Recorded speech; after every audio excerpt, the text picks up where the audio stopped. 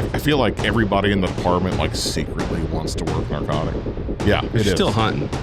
You're always kind of hunting. It's different. There's going to be crime. There's going to be things that happen. And there's going to be shootings. And there's going to be homicides and robberies and whatever else, domestics. One of the worst sayings in law enforcement today, period, is, well, that's the way we've always done it. Yeah. Everything you do, everything you say, it's all scrutinized. Here's a sticker. Yeah. You wear it next to the I voted one. It's got an apple with a worm on it. Change your profile picture. We have department-approved profile filters if you'd like to select one. Yeah.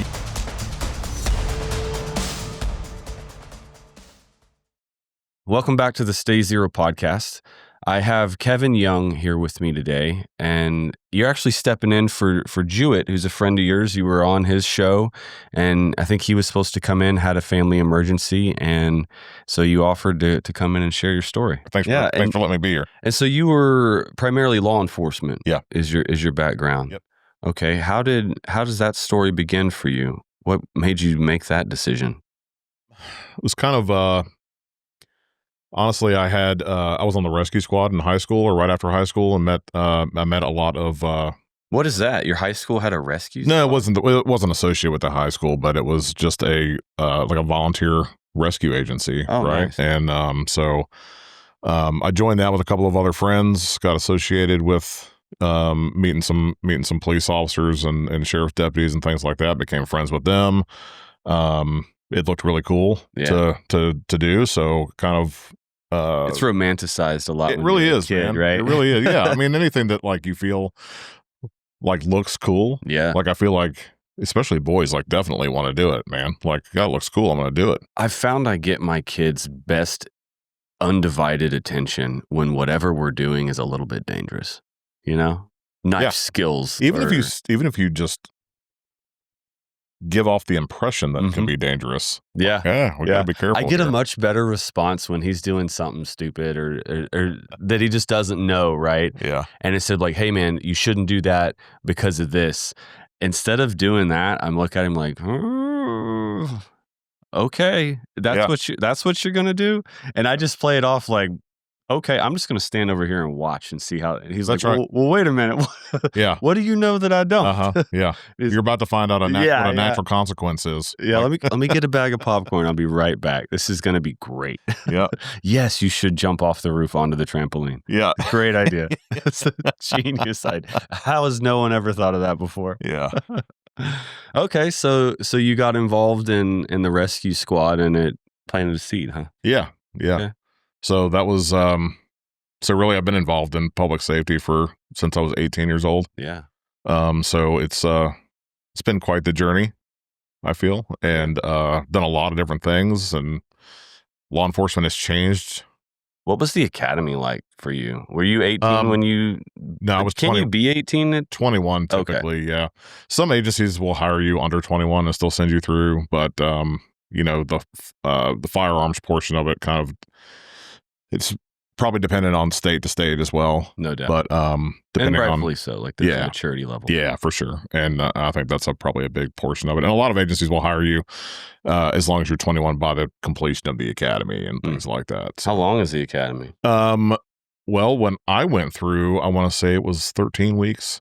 Okay. It's way longer than that now. Is it really? Yeah, lots longer than that now.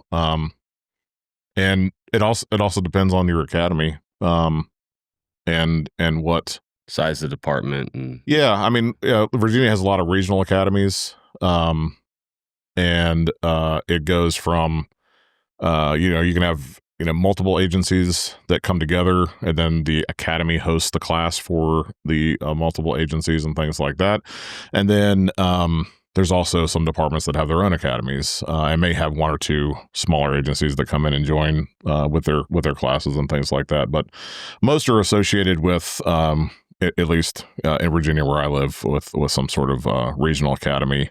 Okay. And then some of the larger agencies, the state police, they have their own academy and stuff like that. What was the trajectory that you took through law enforcement?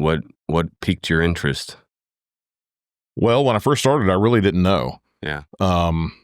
So, I was just working a beat, answering my calls, trying to, work the cases that I was assigned the best I could, that sort of thing. And then I kind of fell into kind of got a niche, and my niche was narcotics. I talk to people very easily, so it kind of came natural for me to be able to do that. Talk to them about drugs. Yeah, I can talk to people about drugs. Like it just kind of, I started working cases, we started working the road where, me and a couple of guys would get together and we'd find out information on a house that was, maybe selling some dope out of it or something like that. We would try to, stop cars coming out of there and pass it on to the narcotics investigators. And then the narcotics investigators would then sometimes, include us on things like search warrants and stuff like that if we brought them information. I thought it looked super sexy. And that's really why, I kind of wanted to get into that realm. Like a different kind of hunting, right? Yeah, it's a different. Yeah, you're still hunting. You're always kind of hunting. It's different, but it is. What was sexy about it to you? Well, I feel like everybody in the department like secretly wants to work narcotics. Okay, and why would they? Is that what all the movies are based off of? There's so many movies that are based. The perception is sexy. The perception, like you get to wear shorts and a t-shirt and grow a beard, and this is long before you could ever have a beard and uniform. Like a lot of agencies have now. So that was definitely a no. That was cool to Marines too. Yeah. I'll tell you, yeah. The moment I got out, I was like, I'm never shaving again. Yeah, that's right. That. Yeah. So yeah, so I think that's especially like for like younger folks, man. I feel like that's kind of like a first initial draw, and some people make it and some people don't. It just depends. I mean, you have, you're working long hours, you're talking to people on your days off that spending time on your day off trying to figure out things for the next day, or whatever, confidential informants calling you. Were you married at the time? Oh yeah. Mm-hmm. How did that go? It didn't really bother her. Okay. As far as that kind of stuff goes. The parts that were more difficult as far as that went was, being called out, for whatever reason, working long hours, going and expecting to work, 11 to 7 and then getting off, the next day at 7. Yeah. Or something like that. I think that probably had a bit of a strain. And it also takes toll on, yourself as the officer. Yeah. Trying to. Were you working undercover narcotics? What was the style? So, everybody does a little bit of undercover stuff, here or there. Yeah. That sort of thing.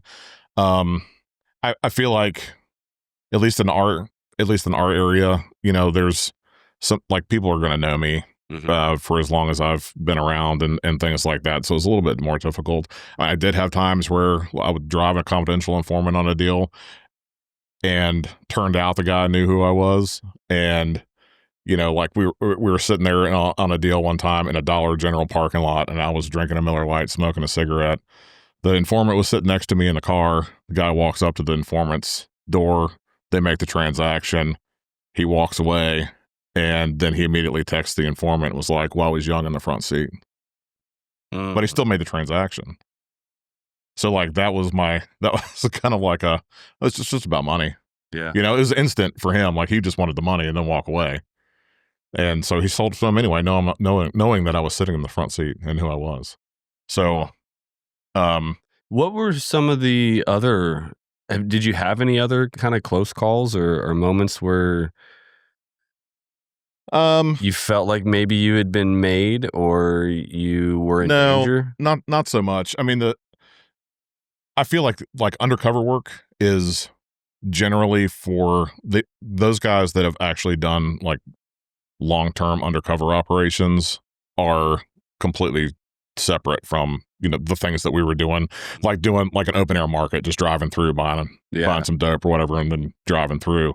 The guys that are doing like actual undercover operations, like long term, that have infiltrated, motorcycle gangs, or that's FBI level, federal level, most of it, some sort of, or OSDF or something, that it's going to be a little bit different. And those guys like legit give up their entire life for at least a short amount of time. Yeah, I interviewed Giovanni and Dutch Yeah. a couple of months ago. I don't know if you saw that one, I did. but they got picked up by and you're right. It consumes your life. Yeah, it consumes them completely. And So yeah, a ours lot is a of little bit dangerous situations. A little bit different as far as that goes. It's just normally just because you're kind of living in the same community that you're hustling in. Yeah. And I was on the DEA task force and the U.S. Marshals task force and stuff like that. So there were some opportunities for things, but I mean, most of our undercover part of that was just, driving somebody on a deal or, being utilized like an open air market sort of thing. Were there any? I don't want to get into like TTPs and stuff, right? But I'm curious what sort of lessons you learned during that time that were effective for you as an officer that you could share. I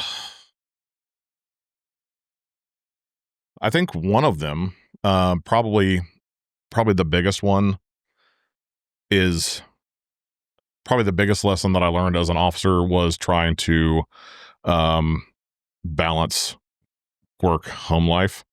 Honestly, I mean, there's always things that would have happened or could have happened had something go wrong, but that can be done on anything. A traffic stop or anything like that. Something can always go wrong. And anybody can Monday morning quarterback. Anything that somebody does. Yeah. Well, you should have done it this way. You should have done it that way, or whatever. But there's always more than one way to do things. And one of the worst sayings in law enforcement today, period, is, well, that's the way we've always done it. Like, why are we doing it this way? Well, that's the way we've always done it. Yeah. Well, that's probably the worst answer I've ever heard. Things evolve, and so we have to evolve. And that's a pretty typical answer or response that comes I've from. heard that too. Yeah, I'm sure you have. I went immediately to Triple Canopy, their DDM course in Waco. We were doing just dumb shit.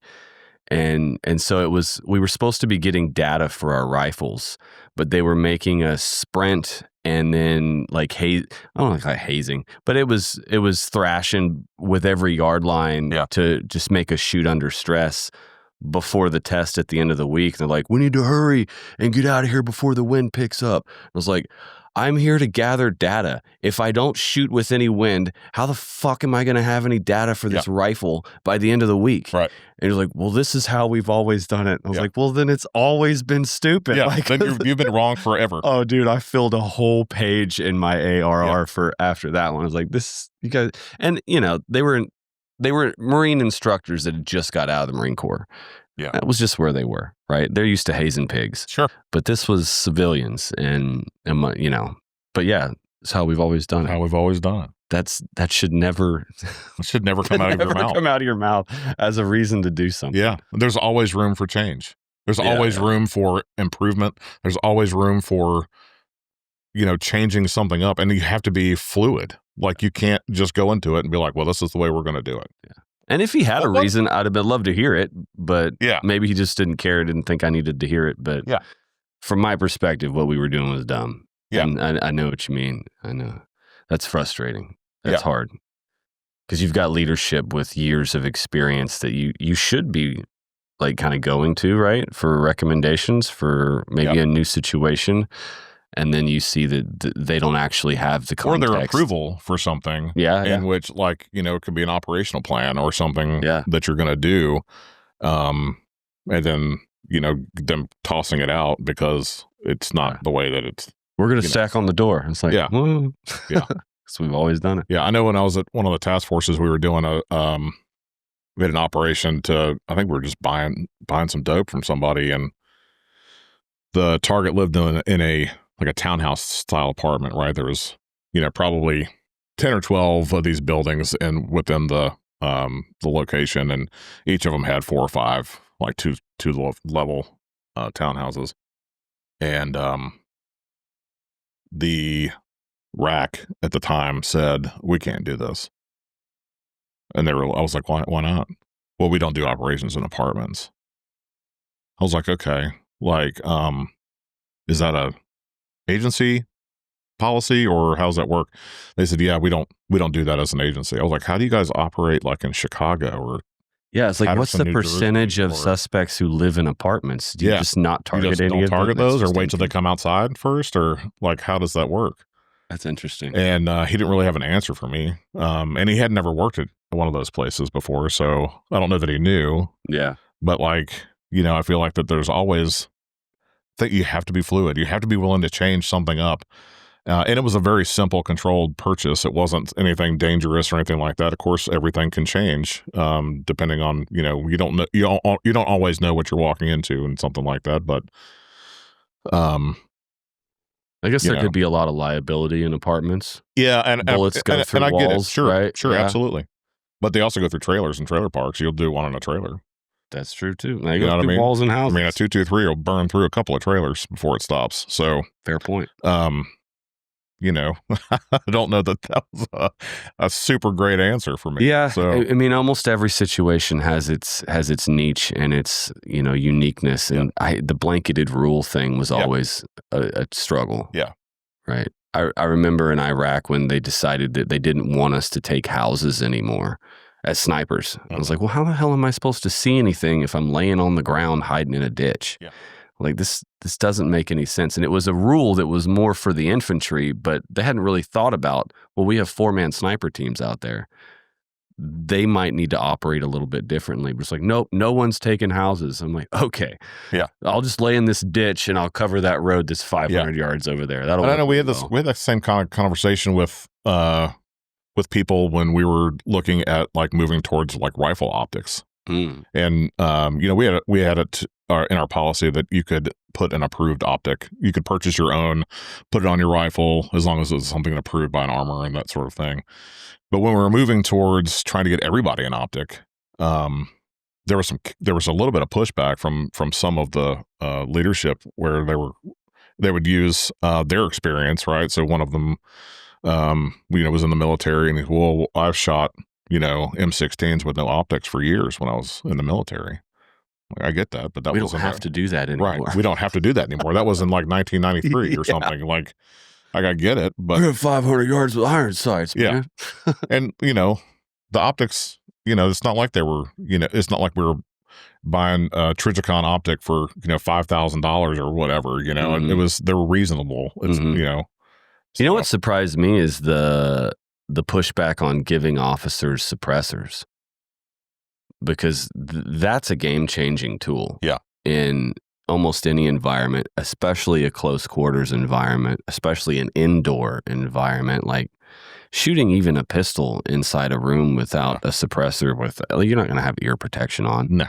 Like, well, a lot of teams do, or at least a lot of, I guess a lot of TAC teams do now. Sure. Right. But, officers don't have time to do that shit. But yeah, well, that was the first thing we did long before we ever got, any kind of hearing protection was suppressors or for a TAC team. Y'all got, just for the TAC team? For the TAC team. Okay. Yeah.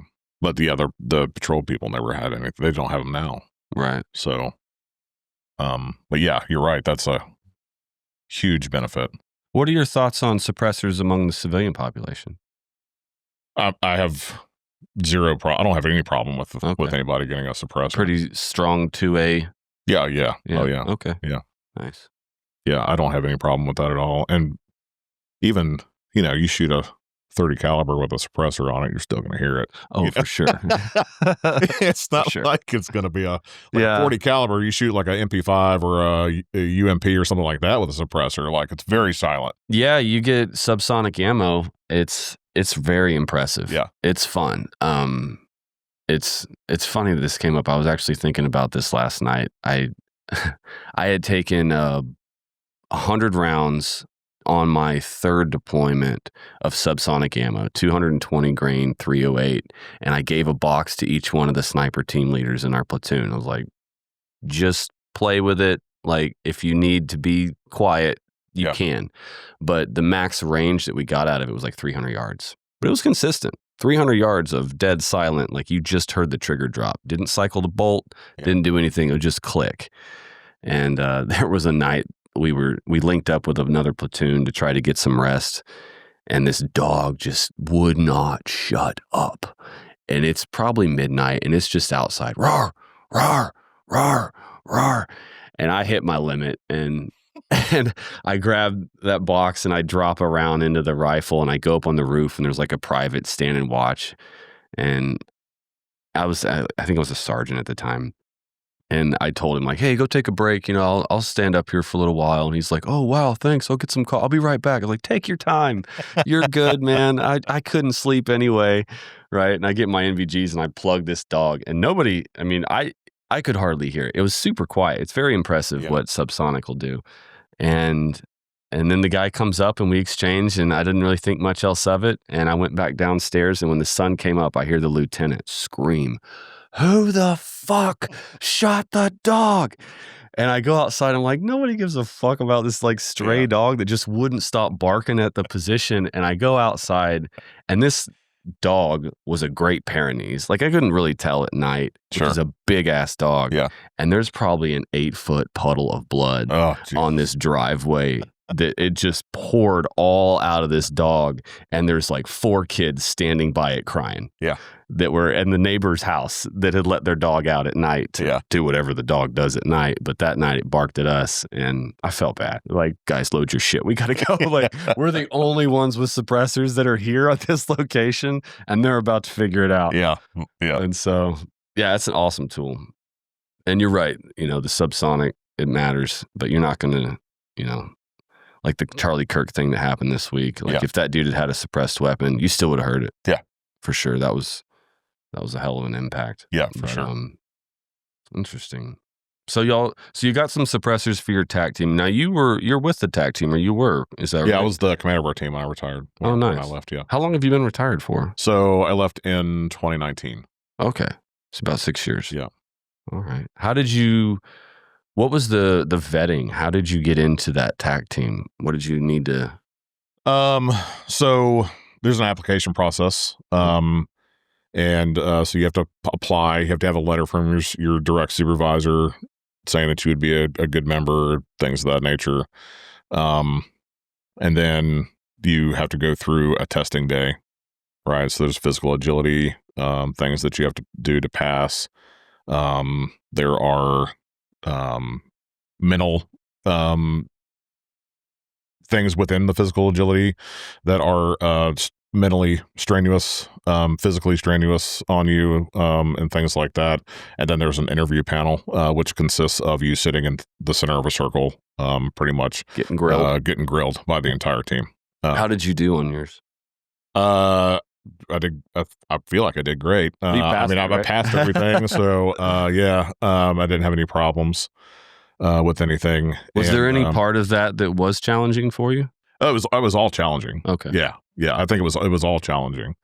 And then as time went on, I feel like it became more challenging. Really? I think we made changes to a lot of the physical portion, the mental portion, to see if somebody is actually going to pull a trigger when they're told to do that, and be able to adapt and overcome in aspects of situations that we may be in as a team. So y'all were more screening for people that you felt could pull the trigger versus people who might pull it in a situation that they shouldn't. Absolutely. Wow. Okay. Did y'all have issue or experience with someone not performing? Not as long as I was on the team that I can think of off the top of my head. But that was priority. Like, make sure this dude can't actually get it. Yeah. I mean, you don't want to get somebody in there that's going to second guess or question. If it's escalated to the point where you have a TAC team on scene for something, then it's probably a pretty, high stress, situation. And there's going to be things that are going to happen, in a second. What sort of call would initiate the TAC team? It could be anything from, like when I was in narcotics, we had to do a threat assessment before we did a search warrant, to where you take the residence, everything about the residence, where the residence is, what type of residence it is, whether there's dogs on the property, the person's criminal history, how many people are going to be in the house, if we know who they are, what their criminal history was, things like that. So that could escalate to the TAC team hitting the house as opposed to just the narcotics unit with one or two patrol guys as a uniform presence. Mm-hmm. To things like hostage barricade situations where we'd have a hostage negotiator as well as the TAC team there for those sorts of things. Are y'all able to see if someone has a military background? So like if, I don't know, for the sake of argument, someone was going to hit my house, are they going to see that I work for a cyber company, or are they going to be like, this dude was... Yeah, it depends on how in depth the search is, but yeah, interesting. Yeah. Yeah, you can find out a lot of stuff. I'm sure. I'm sure it's all in a database somewhere, right? Yeah. That's what we joke about, is like all the snipers, all the guys that kind of had those niche MOSs being on a list, right?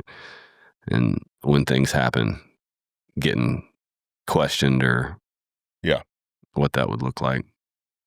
Yeah, and a lot of things like that too. Like, I mean, even jails. Some jails now are, you get arrested for something, they ask you are you a veteran? The jail will? And yeah, a lot of times they'll ask that. It's just a checkbox. They don't get any detail as far as what you did or anything like that. But sometimes that's a checkbox. I'd want to know. Like, and it keeps it. But it keeps it for future reference too. So you can always look that up. So that's an easy. I could see if I was a prison guard, I'd want to know. Yeah. Yeah, that dude was Dev Group or that guy was a Boy Scout. Like, there's a difference. It matters. It does. Yeah. Tell me about some of the more memorable calls or warrants that you served or things that you did in that era of your life. Well, there's been a lot of, there's a lot of things. Probably the most memorable case, was an MS-13 homicide that we worked, and it wasn't just my department. It was. So let me say this before we go into this story. Law enforcement, like especially in narcotics, when I first started in narcotics, it was a lot of you get information and you keep it.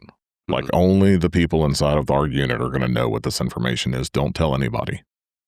And that was kind of like information is power, right? Okay. So we're holding all of this information. Was that like a concern? There's a leak in the department, or it's not a leak in the department, so to speak, but it could be as simple as like, well, a need to know. It's it's a need to know basis, and it could be just like somebody's going to find out about it, and then they're going to go and be like, "Oh, I'm gonna go down here and see what's going on at this house," and then not knowing that we're set up on getting ready to do a search warrant. We have a CI in there that's about to buy. So how do you deconflict? Like if you don't tell someone that you're working a case on a person or a house, how do you deconflict someone else coming up and working it too and blowing your? So I think at the beginning we weren't. Okay. And I feel like that has drastically changed.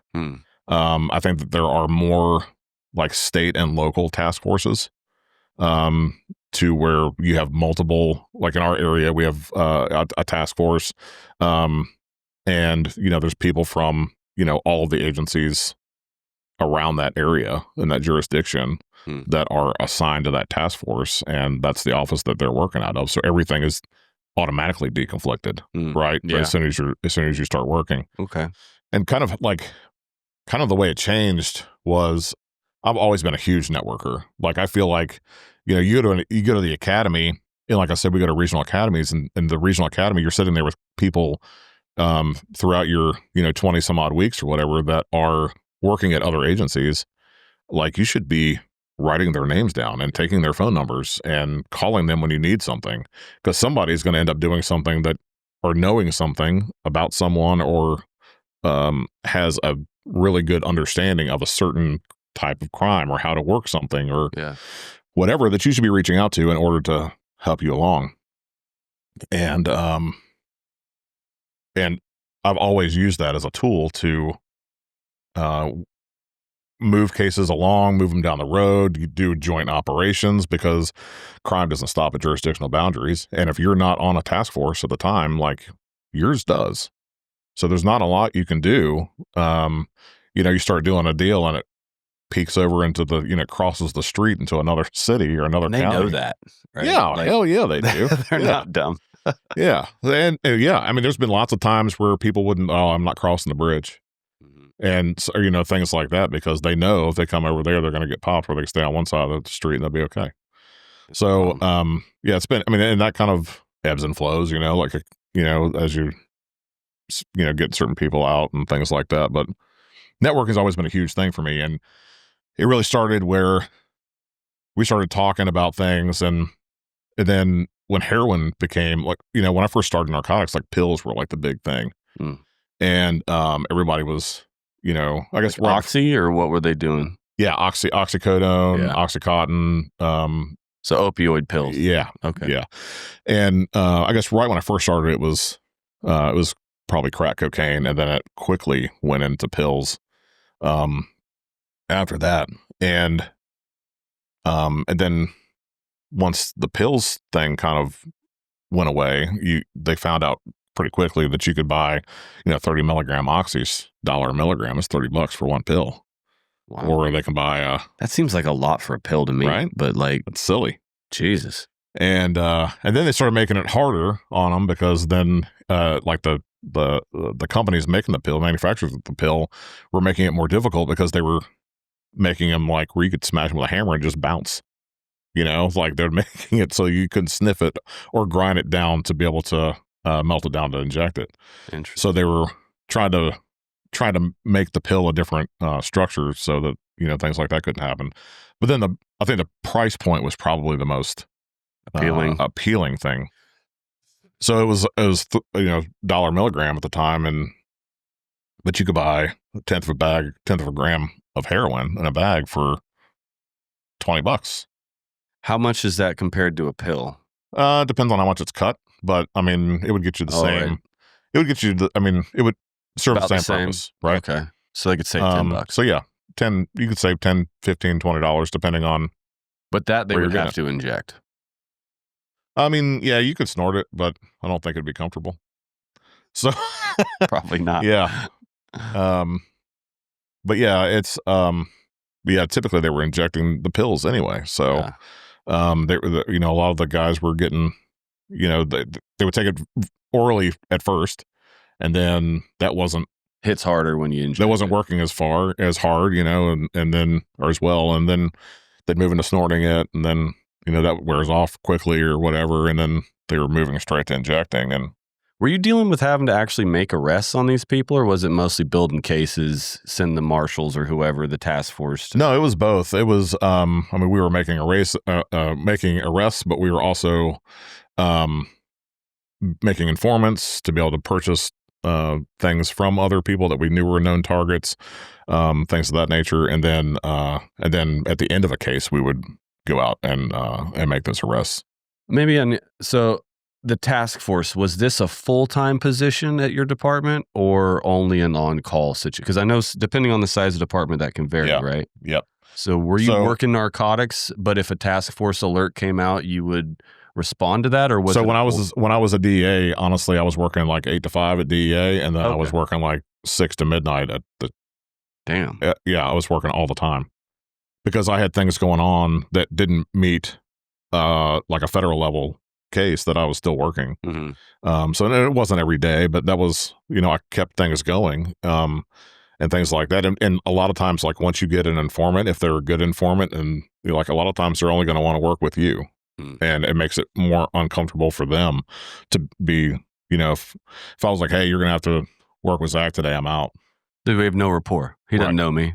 Doesn't know you, doesn't trust you. Yeah. So it makes it more difficult. So I was, you know, trying to make sure that everything was, I kept everything up and going. So, and like the state task force wasn't a thing back then.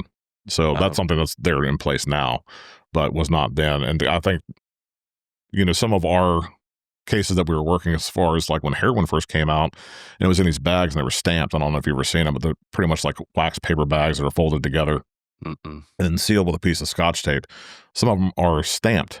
And so they would have like a smiley face, or they would say Frank Lucas, or they would have I've seen that movie. Yeah. Okay. So that's real. Yeah. So real things. Wow. Like, yeah. They would stamp it. Gangster. So they right? made all these, American Gangster. Yeah. So they'd make all these stamps, and they would just stamp all these bags, and then they bundled the bags together with rubber bands or whatever. And then, you sell them single, just one at a time, or you can sell them as a bundle, or a brick, and that's the way it was sold back then. And you could, like, we were trying to trace them. So when heroin first started getting like cut with like fentanyl and things like that, where people, 2 weeks ago, they were buying heroin from this guy over here, and he was the heroin that he was selling was at that point cut with, cinnamon and garlic and creatine or whatever. Now is being cut with fentanyl or mixed with fentanyl. And you took the same dose that you took last week, but now you're dead because it was a hot shot and you didn't realize it. So then, we would be saying an interview, and I would just text, a guy from another jurisdiction, and then, I'd text his name, ? And I'd text another name, ? And then we started kind of making rapport on this. Or we'd have an overdose death, and I would text him or call him, hey, got an overdose death today. Have you guys seen any smiley face bags? And then, we would kind of try to work an angle to try to get to wherever those smiley face bags were coming from. Mm. And I think that was kind of a turning point to realize, like, we can't just sit here and hold all this information to ourselves, because the drugs are coming in, but they're going to a certain area and then they're distributed from there. Yeah. So, like, how do we get there? Yeah, y'all being siloed is an advantage for them. Yeah, for sure. That's 100% right. Yeah. So I think that, these task forces and things have... How ballsy to put your actual name on it. Frank Luke. Well, he was gone by then. Oh, was he? Okay. Yeah. I was like, damn. Yeah. No, it was but it was referring to that movie, right? Yeah. That's wild. So how did you get involved with MS-13? Were they very involved? Were they active in your area, or? So it was kind of interesting. There's always been... We don't have a humongous MS-13 presence in our area, but there is a presence. And there's a presence pretty much everywhere, right? When MS-13 first started, they settled in, these immigrants came over from El Salvador during the Civil War, settled in LA and Washington, D.C. areas. And that's the main two places that they ended up. So obviously Washington, D.C. and Virginia are very close. So lots of areas have kind of felt an impact of that over the years since then. But there's lots of areas that have some sort of a presence of MS-13. The larger areas are definitely more impacted on a regular. But why do you think they would go to our nation's capital? Of all places, LA, I can see it's close to the Mexican border. It's California. It's very highly populated. It's a big urban area. Yeah. But why DC? I don't know why they ended up there as far as a main point of trying to establish community in that area. I'm not sure. And I don't think that a lot of them that were going there at the time, MS-13 started in the United States, like, very clearly. It did not start in El Salvador like most people think. So it started here. So that's just where the immigrants ended up. So you know what it stands for? MS-13? Mata Salvatrucha. What is the 13? 13, M is the 13th letter of the alphabet, and that's how they pay homage to the Mexican mafia. Wow. Okay. I did not know. Say it again. What is whatever you said? Mata, M-A-R-A, Salvatrucha. Mata Salvatrucha. Mm-hmm. What does that mean? Salvatrucha is what they called guerrilla warfighters in El Salvador in the 80s. Okay. And Mata means gang. Who do you think started MS-13? The exact person?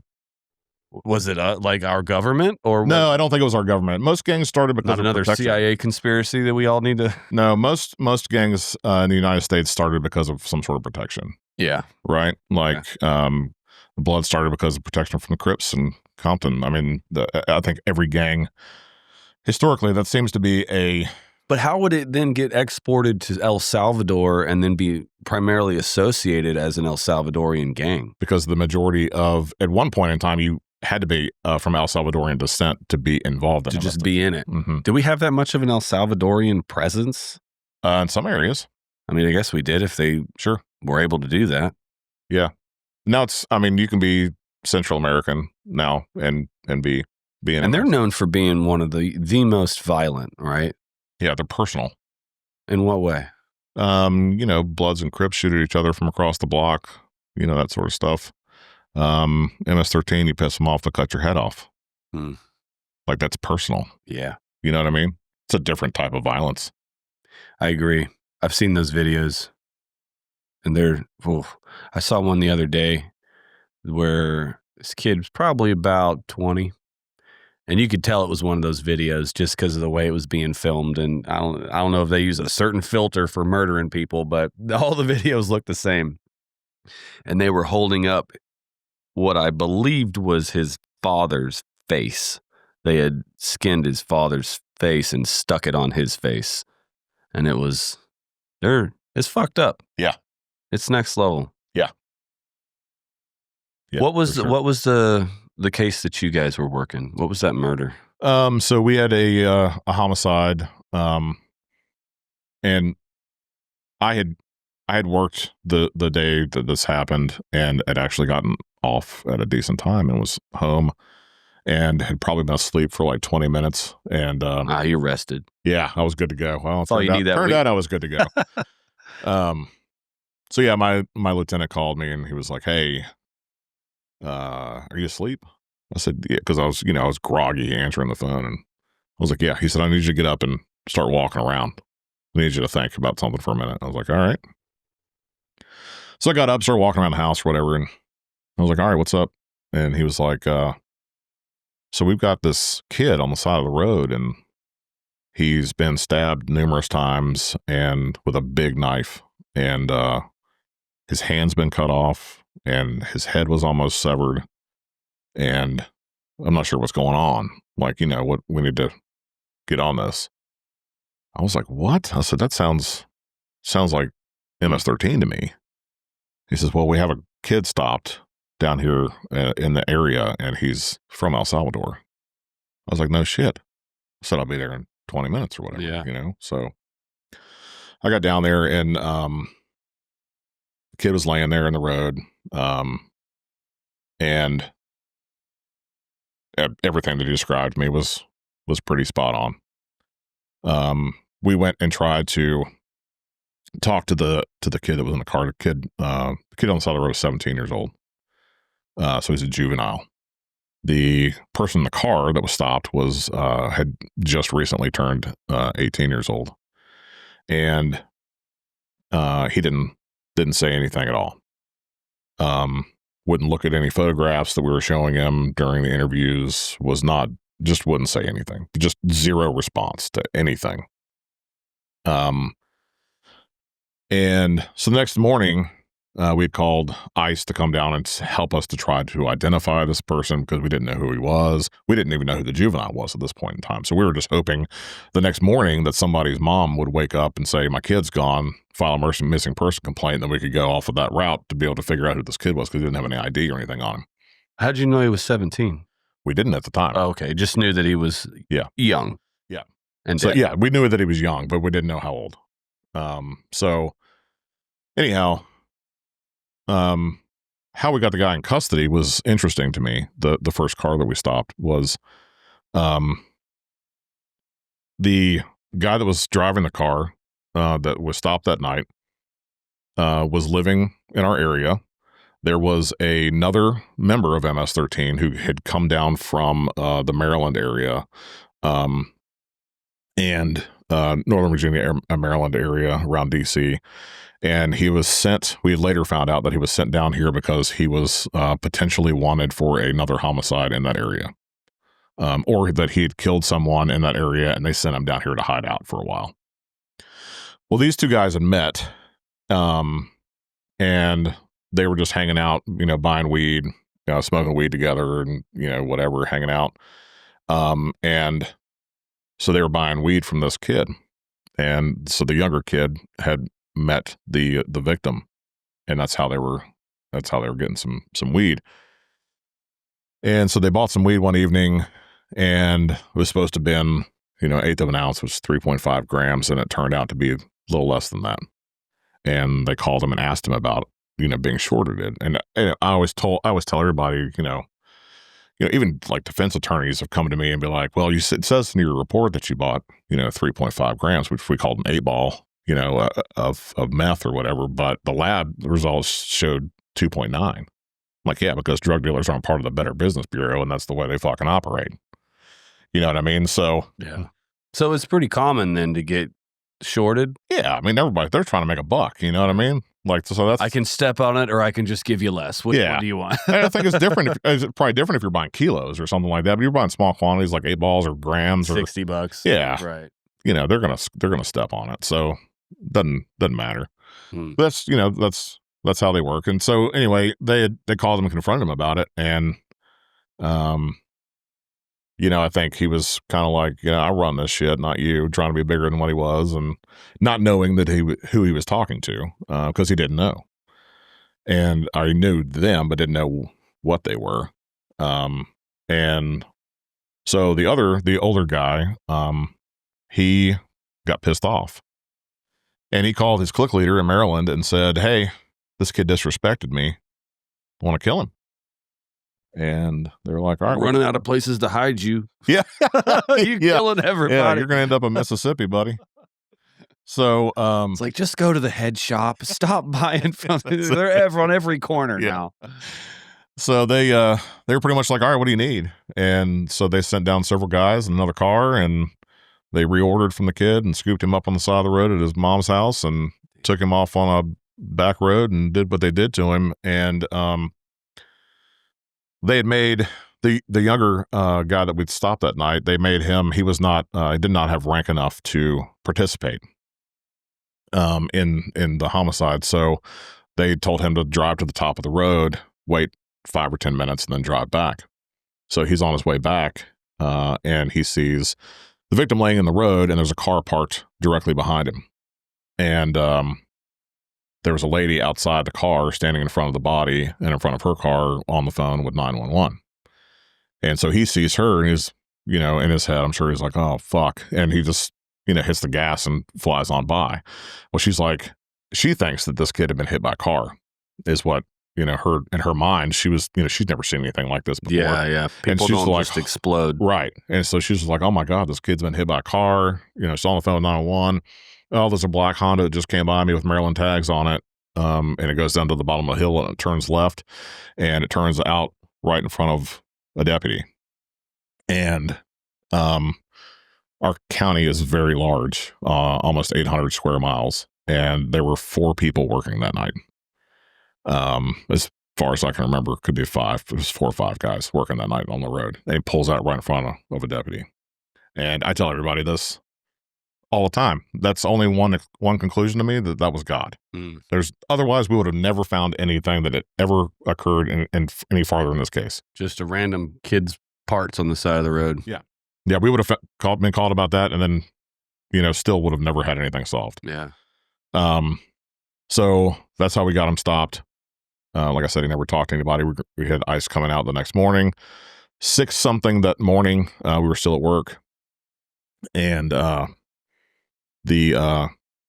farmer called on 911 and said, "Hey, there's several Hispanic guys in my barn. I went to go get feed for my cattle this morning, and these guys popped out. They were sleeping in the barn. It started raining later that night, and they were sleeping in there, just grabbing some cover, and they startled me, and they asked to use my phone. I told them they could, so they called the guy, and this was one of the guys that had been brought down from Maryland, and he was staying at this other guy was staying at a hotel, and so they called him and said, "Hey, you need to come pick us up? Like we're not in good shape. The other guy never came back to get us." And so, oh wow, so he ditched him. Well, he got arrested. Oh, okay. Right. So he's being held. So were they just hiding on the side of the road when this woman drove by? Did they just run off? Yeah. So there was a huge embankment, almost straight up. Okay. And they must have climbed. Saw the car coming, dipped out. They skedaddled up the hill there and saw the guy come back, and then they saw him like shit. Pass. They were like, "Yeah, fuck. What are we gonna do now?" So we didn't think this through. We should have sent him walking up the hill. Yeah, we left the car, sent him walking. So they called for a ride. The ride shows up, picks up 2 of them. He can only pick up 2 at a time because he's in a Honda Del Sol. So picks them up, drives them down to the, some place on the side of the road, comes back to pick up the next 2 just to get him out of there. And when he does that, the farmer's like, something's not right here. And he pulls a gun on him, and they, floored it out of the driveway or whatever. And that's when he calls 911 and says, hey, there's something going on here. I'm not sure what's up, but something. Did he notice they had blood on them or anything? I don't think so. I think it had rained. It rained hard that night. And it was still, it was just barely dawn. Wow. So it was very dark. So obviously when they hightailed it out of there from the barn, and he's on the phone 911, they pull out. There's a deputy behind him. So again, to me, like there's only one explanation for that. And so the other 2 that had been dropped off obviously saw the police chasing this car. So they were like, fuck this noise. So they beat it. And they chased them for, I don't know, 5 or 10 minutes or so, and got them pulled over not too far down the road. And so we arrested 3 people out of that car. It was the driver and then 2 of the suspects in the homicide. The other 2, we found later we found one of them in Charlottesville later, maybe 3 months later. And the other one was found in Long Island, New York, maybe 6 months later. And so anyway, brought those 3 guys back, and me and another investigator started talking to the driver of the Del Sol, and I could tell he was extremely uncomfortable. I bet. I could tell that he was not the same as the others. Mm-hmm. Just mentally was not as strong, was not as defiant. We showed the pictures of some of the homicide to some of them, and they smirked. And they weren't saying anything, but they would smirk. And so like this guy completely different mindset. And we talked to him for a while, and after 15 minutes or so, and I had been up with 20 minutes of sleep for, a long time by this point. And I finally got, like, I was sitting probably, 3 inches from the guy's nose. And he was talking. I was like, fucking stop. Like, quit talking. Listen to what I have to say. And told him exactly what I knew, told him exactly who he was, told him I knew that he was afraid, of what repercussions were going to happen if he opens his mouth and X, Y, and Z. And I said, why? I said, what happened? And he said, I'm afraid. I said, afraid of what? He said, them. I said, why? He said, the gang. See that picture? I'm afraid of that. That's exactly right. It's what he was afraid of. So that's how we figured out who these guys were, was because of that interview, and then what happened, on how they got there that night, where these other people had come from, how all this was put together. And several of them ended up cooperating, and several did not. But it worked out very well. What do you offer someone who knows if they give you the information you want, they'll die? Like, how do you compete with that? Like, I wouldn't tell me either. You can't. Yeah, I agree. I think at that point, it wasn't that we were promising him anything. It was more along the lines of, it's a release, right? Like, once, it's like anything else, like you talking to your kid and your kid's lying to you. Like, it's a heavy weight to carry. Yeah. Yeah. And and they know they're lying. Mm-hmm. And then as soon as they stop lying and they tell you the truth, it's kind of like that weight's off your shoulders, and like, I know this sucks, but like, I'm sorry, that sort of thing. I think that's kind of where he was at in his brain, was not that, because he didn't kill a kid. Yeah. And he was told to come down here and do, drive a car. And he was told to come down here and do this. He was not allowed to participate in anything. I know why. Right. So, I think that was the kind of the big, he really filled in the gaps that we needed, to proceed. So we arrested those guys that day, and then, like I said, we ended up finding the others later on. But we had to work with agencies in Maryland. We had to work with agencies in New York. Gets complicated. You know, it's very complicated. And lots of people, and that's like, again, like falling back on networking, like that's freaking huge. And if you're not networking, then you're wrong. Like you can't be a cop and not talk to other people next door because they're dealing with the same people and they're dealing with the same crime.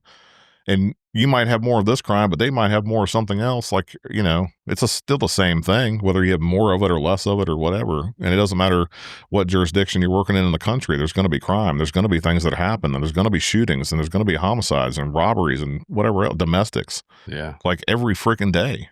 People suck. People, yeah. We're crazy. That's right. One of the guys in my unit one time said, people are just people. It's true. And I was like, that's the stupidest thing I've ever heard, but it makes the most sense of anything I've Can't argue heard. with it. Yeah. So when you come into an interrogation, like what's your strategy? What's your mindset? Do you just do you have to feel them out first to a degree, or? Yeah, I mean, they're all a little bit different. What sort of information or what do you notice that would trigger a strategy? Like, okay, this is how I'm going to handle this person. I think a lot of it is body language, the way that they're talking, what the crime was makes a huge difference. How much you give a shit. Yeah. Like, fine, whatever. And how much you know. Yeah. Like you can't go in there and lie to them if you can't. Well, you can lie to them, right? Yeah, you can definitely lie to them. Yeah. 100%. We know you can lie that's to true. them. Yeah, you can definitely lie. That's no Y'all problem. will lie to us. We're just not supposed to lie to you. That's right. That's right. But like, but you better not lie about something if you can't. Yeah. If you don't have something else to go off. Yeah, of. they call your bluff, you're fucked. Yeah. And so you better watch it before you get to that point. Do you feel like there's a lot of measuring up happening between each of you, like in the initial phase of an interrogation? There's measuring up depending on your person. entire life as a cop. Yeah, but, on everything that you do. Yeah, I mean, like with the suspect though, like, oh yeah, because I feel like I've watched so many interviews. My dad was a cop. I've been through all. Like, I think about like how would I handle an interrogation, and my own ego tells me that I would handle it fine, but I, probably wouldn't. Yeah, and so I'm the same way. Oh, right? I know what you're pulling here, buddy. Yeah, it's like I'm not gonna buy on your bullshit. Like I'm not telling you anything that you're not my friend. Yeah, I know that you're not here to help me right now. Yeah, I know that that's true. Yeah, we'll get through this together. Yeah. Not really. I'm gonna get through it on my own in that prison cell. You're gonna go home. Yeah. Yeah. I think, but I also think that a lot of interviews and interrogations like that, like there's always somebody else watching, right? Mm-hmm. Like, and so there really is like a two-way mirror kind of thing, or a camera. Maybe most of them are camera nowadays. They don't need giant mirrors anymore. Yeah, that's just a distraction now. And it gives a good way for a movie to present a scene of an interrogation. That's right. Yeah. So everything's on camera now. Yeah. But you have somebody else in there, and then if you get hung up on something, then a lot of times they'd be like, "Hey man, can I get you a Coke or water or something like that?"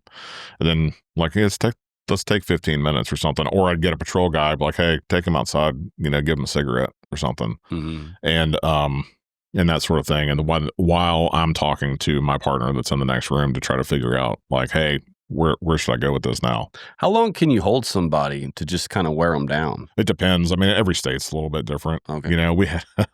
We had a captain one time that had come from New York, and there was a traffic crash early in the morning, and a lady had been struck as a pedestrian and killed. And he came on scene. He was like, "Why aren't we taking him in custody for 72 hours or whatever the time frame was?" I was like, "What?" He's like, "Yeah, we would just take him in custody and leave him in custody. We'd hold him for 3 days or something." I'm like, we can't do that here. Car crash? Yeah, it's like trying to figure, because he was assuming that toxicology report or something else had happened, caused this accident to happen or whatever. And maybe you can do that in New York. I don't know. I don't work in New York, but can't do that in Virginia. We know where they live. Yeah. We'll go get them. Yeah. So it just depends on what the crime is too. Or if you're going to, a lot of these, like a lot of times you talk to somebody like, "Hey, you're not under arrest right now, but you're not free to go." So where does that leave you? Detained? Is that the appropriate word? Yeah. You're not under arrest, but you're being detained. Okay. And how long can you detain? Because there's different. You need to make a reasonable amount of time, like whatever that reasonable amount of time is based off of whatever the offense was, or Okay. could be. But you're trying to get to an arrest, Right. right? Or you're trying to get to the point Or where rule you them can out. release them. Yeah. Right. So that's what the overall goal is. And, eventually you would have to cut them loose if you don't have anything to hold them on. Okay. So at least, like I said, in our state, that's pretty much how that works. But yeah.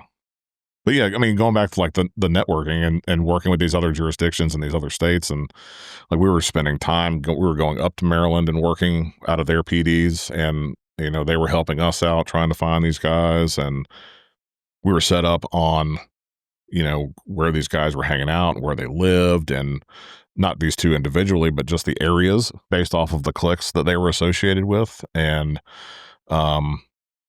the people that they were associated with prior to them coming to Virginia and things like that, trying to find these guys. And then we, like I said, we found one in Virginia and the other one was found in New York. But we had a ton of phone records, phone data, from these guys, from the vehicles that we were stopping. And, we dumped all of that information and passed all of that stuff on to the PDs in Maryland, as well as the FBI and the U.S. Attorney's Office and things like that, and then also in New York. And a lot of our information was being used to prosecute other crimes and other people that could have been possibly involved in all of this stuff. And one of the program leaders in Long Island ended up arrested partly off of some of the information that we were able to give in Long Island. And that's humongous. Yeah. So his name's Reaper. That's what he went by. And you can feel free to look it up. It's on US DOJ's website, all kinds of news media websites and things like that. But sounds like a nice guy. Yeah, pretty good dude. Just misunderstood, really.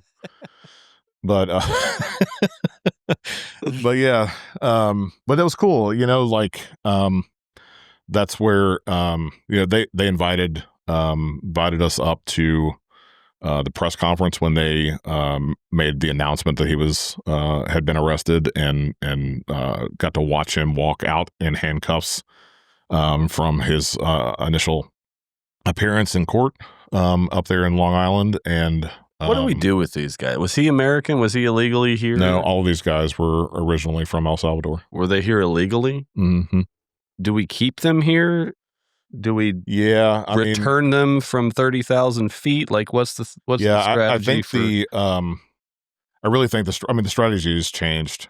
The ones that every administration, right? Every administration. And it's like, dude, like I was a DA when Obama took over, and like everybody was like, hold on, because we ain't gonna be able to do shit in a while. Really? And so and it did. It just kind of like everything just kind of how does that guidance change? Like, as a district attorney, like it's your job to prosecute or to decide who you're going to pursue. Like, is there a pressure that comes down on you from somewhere that tells you we're not doing much for the next 4 years? Or do they just swap out DAs to people that they know won't? They do. And so like the especially with and not so much like the DA, but like your district attorney. Virginia's a Commonwealth, so we have Commonwealth attorneys. But it's the same idea. But then you have U.S. attorneys that work federal cases, and those are, every U.S. attorney's office has their own U.S. attorney for whatever district that they're in, and those are usually appointed by whoever's in office. So did you have carte blanche, by your opinion, who you want to pursue, or were you pressured to? No, we pursued whatever, as long as it was a decent case and we were, doing our own thing. We were still working. Okay. But it was when it got to whether this is going to be prosecuted or not, that's always kind of like, well, or we're not going to charge them with this. We'll charge them with this one instead. Mm-hmm. So instead of charging with, based off of what? I don't know. It's just politics, man. Like that's all politics. Okay. It's everything's politics. Sure. You see it more every You know, day. I mean, it's in everything. So much so to the point that when it's not, you still think it is. Yeah. I mean, you have police chiefs that are hired, right?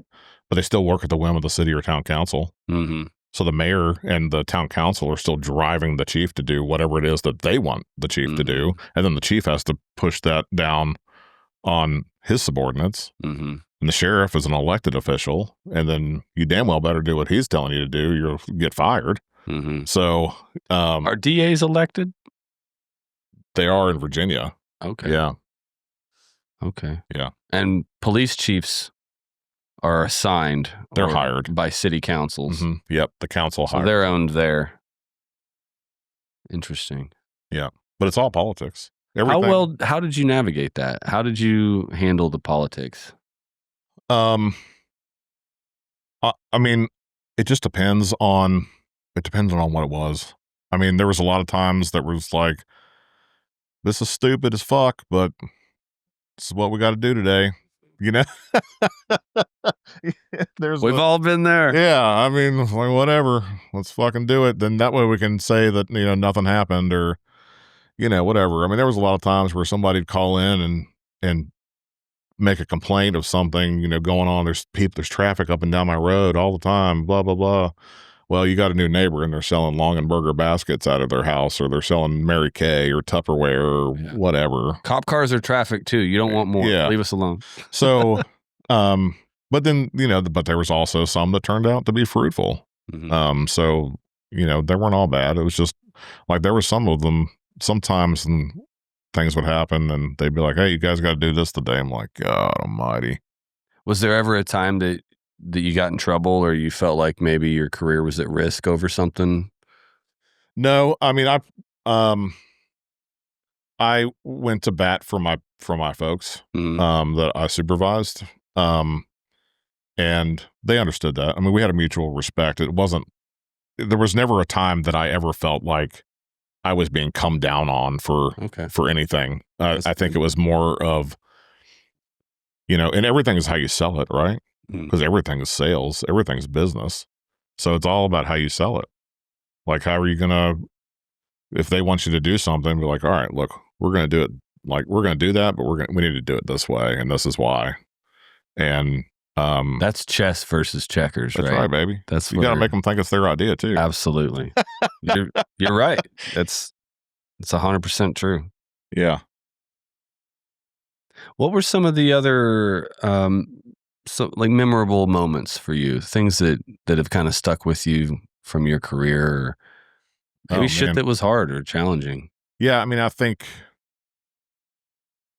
a lot of the most challenging things in my career has been trying to get people held accountable for what they were doing. Really? Like officers or no, I think like bringing people in, charging them, and then judges letting them walk? Or yeah. Really? Huh. Yeah. That's political too? Yeah. Really? I think that a lot of, you know, like I called working narcotics after a while. Like, it's like, well, it's Groundhog Day, like the movie with Bill Murray, you know, like every day you wake up, it's the same shit. You're dealing with the same people, arresting the same people. They're going to the jail for the same thing. They're being let back out.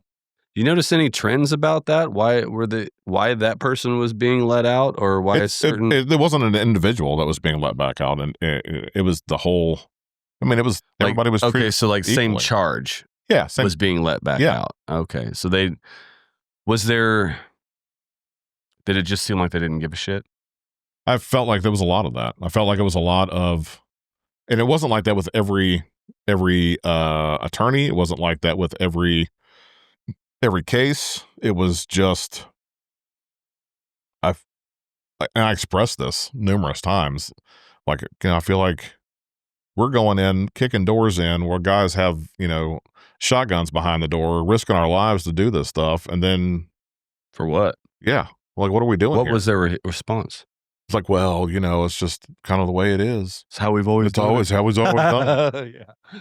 That's going to be the name of this episode. And, you know, yeah, man, I think it's just, it's hard to, and then that makes it like, you know what that does to people's like gumption. Oh, they don't give a shit. Right. So then like you come at something with a purpose to try to do something and make a difference. Mm-hmm. And then you're being met with that. And you're like, it's soul crushing. Yeah. Like, what did I do today? Yeah. And I feel if I don't feel accomplished at the end of the day, then I'd sit there in bed at night trying to fall asleep. Like, what did I actually do? It's counterproductive for any type of leadership to discourage production, right? Or productivity. That's what it's doing. Like, you're telling me that these are laws that people shouldn't break, and if I catch people breaking them, I should risk my life to charge them and bring them in, and our role is to, protect and serve, and you'll put that person in a place, teach them a lesson, whatever. Yeah. But it's a revolving door. And did it feel like you had to kind of hunt for the crimes that they wanted you to prosecute? No, not necessarily. It was how it was.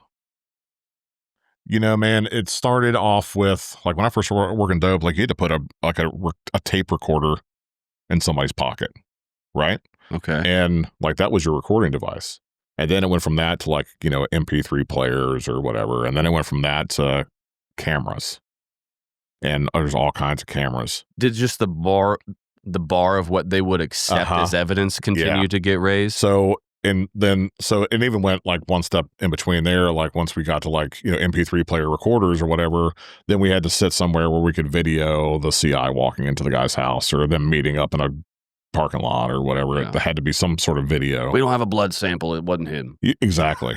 I'm like, how many people have been charged and convicted of homicide with no body? Tons. Yeah. It happens. It's circumstantial evidence versus physical evidence. It's two different things. So it's harder, but it happens. It is much harder, but it has happened. Sure. So, so then they wanted everything, after like you get like some sort of camera that you could either give to the informant or you use personally or attached to their body or something that would work. The camera goes dead or they zip their jacket up and cover it, or, it isn't held right and they missed it. Then they'd be like, we can't use this. Yeah, I'm not sure about this one, And is it prosecuting attorneys or judges? So at that point, it's prosecuting attorneys. Mm-hmm. And so like, we went, and they worked with us to try to find the best solution available. And we always did try to do, we were doing multiple cases on people. So it's not like that was the only one or anything like that. So if that one didn't work, then maybe another one did, or, that sort of thing. So they're not usually just breaking one rule. Yeah. So, that's in this. And we also show that there's a habit. Like this is a common occurrence. It's not just a one-time thing that somebody was helping somebody out or something like that.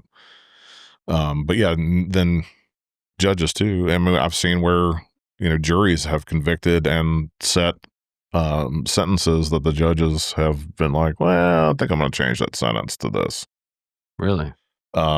So even in the jury trial, I guess the judge does consider the punishment. The jury only considers the conviction or not. Right. So they have different roles. Yeah.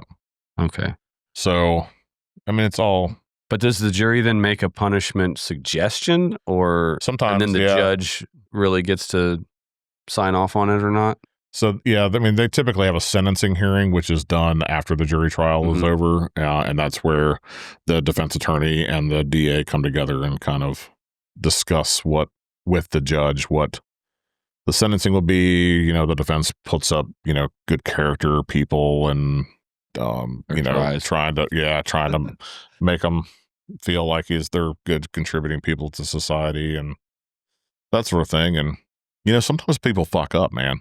Like, don't get it twisted that everybody that goes to court or something is a bad person, because they're not. People make mistakes and people fuck up. But, like when you have a habit of something, like that dude that stabbed that girl in Charlotte, 14 times. Oh, is that like, why are you out? That must be a different one. I thought you were talking about the girl on the train. Yeah. I thought he just stabbed her twice in the neck. His criminal history, been charged with over 14 felonies. Oh, shit. Yeah.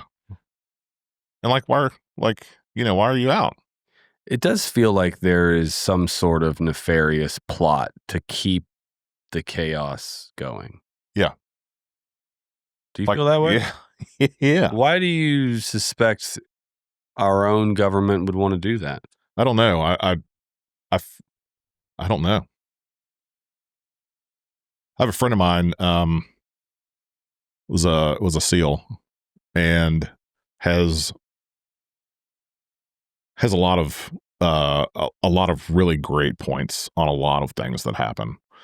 And he equates like the war on drugs to the war on terror. It'll never stop. Sure, they don't want it to, and they don't want it to. It's making money all the way around, and they don't necessarily want it to stop. The strategy of creating a problem to implement a pre-planned solution is historically been our government's go-to. Sure. It's like, so what do we want right. to do? Like, yeah. Okay, what problem do we need in order to do this thing that we want to do? Yeah. 100%. Yeah. So, yeah, man, I think it's so it's a struggle because I just don't get the motive. Like, you motherfuckers live here too. I know. Why would you want to live here? Well, I'll tell you the answer to that is because unless something happens that negatively affects someone that can actually make a fucking change on something, it will be status fucking quo. Mm-hmm.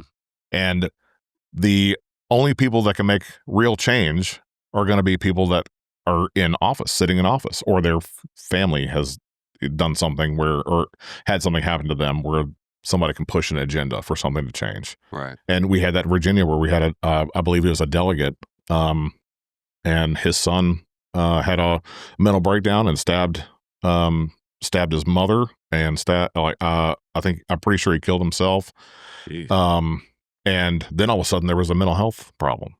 And where we had been saying, law enforcement and social services divisions across the state have been saying there's mental health problems, and nobody wanted to do anything about it.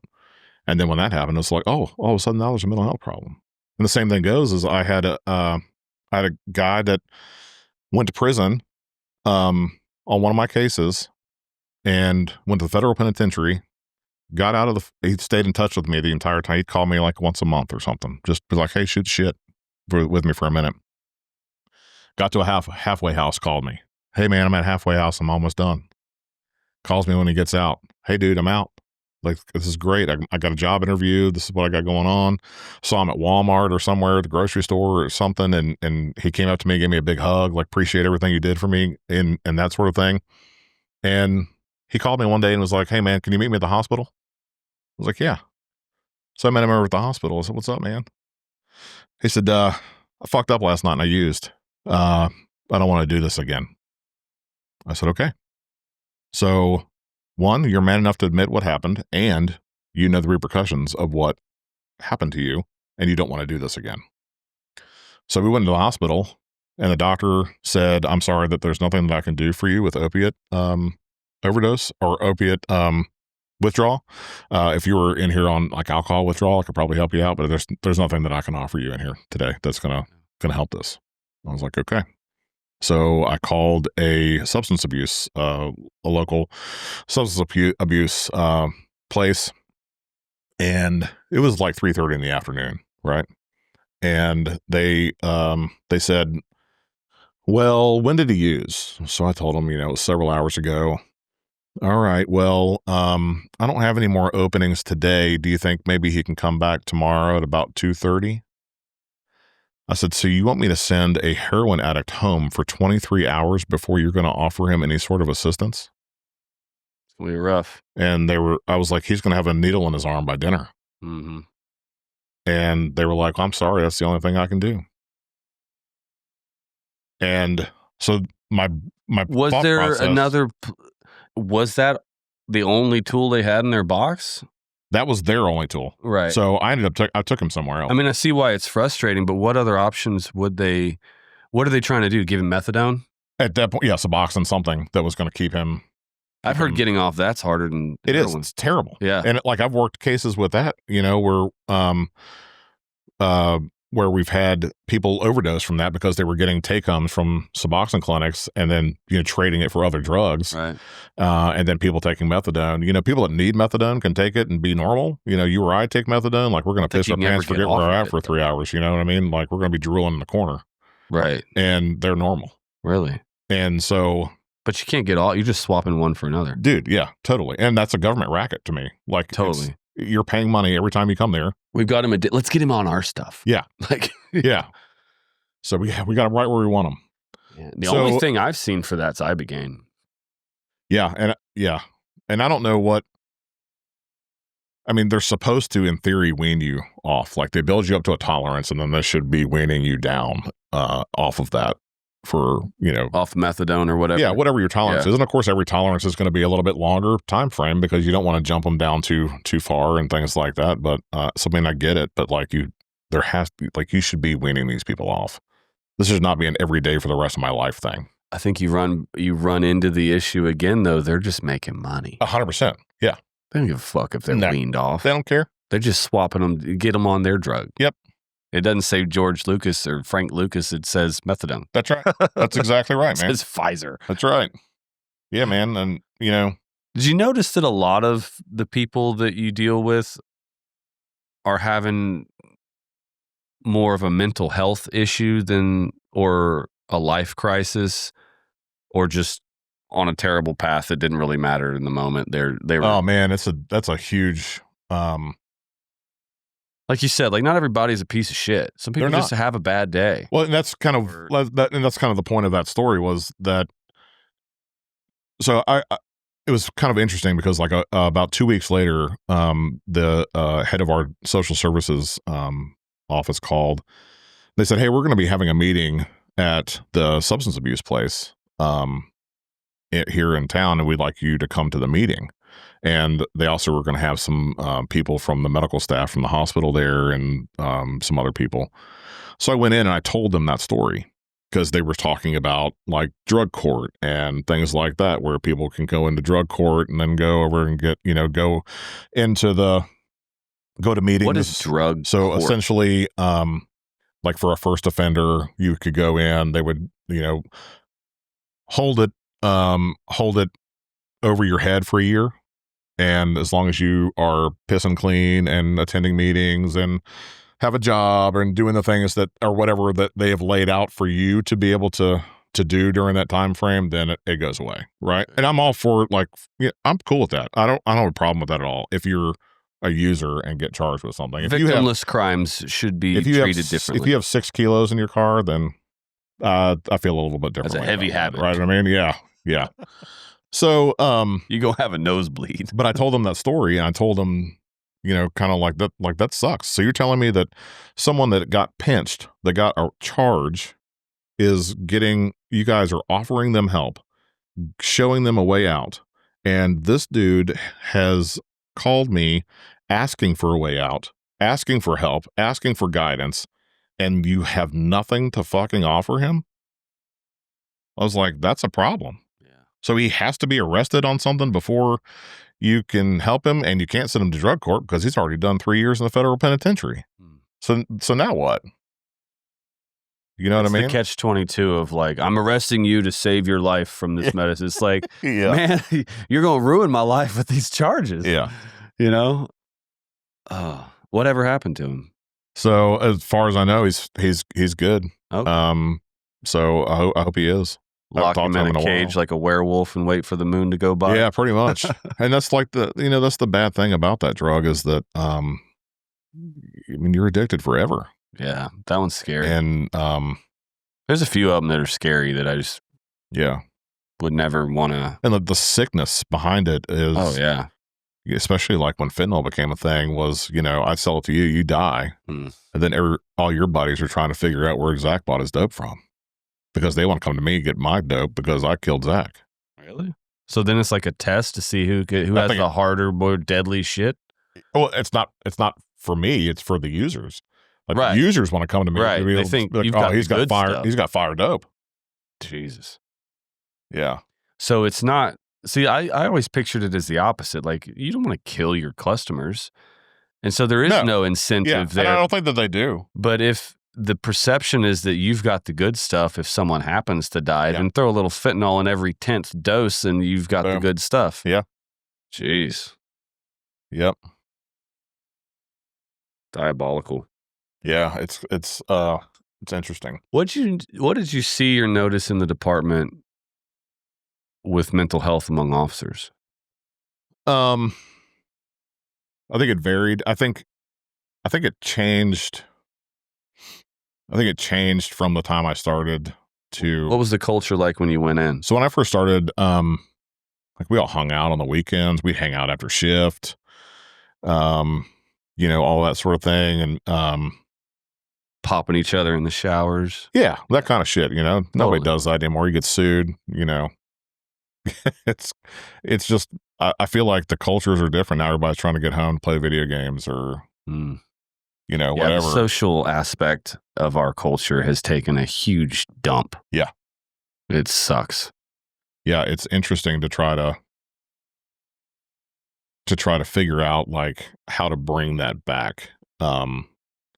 But especially like working in something in like public safety or military or anything like that, like you have to have some sort of release and structure into like a daily habit and a daily life instead of just like whatever. Did you have one or did you learn to have one? I learned to have one. What did you learn? When I was like working patrol, and obviously like it had to, again, like it's not, you can't do it because it's the way it's always been done. You gotta be fluid and change it. But like when I was in patrol, on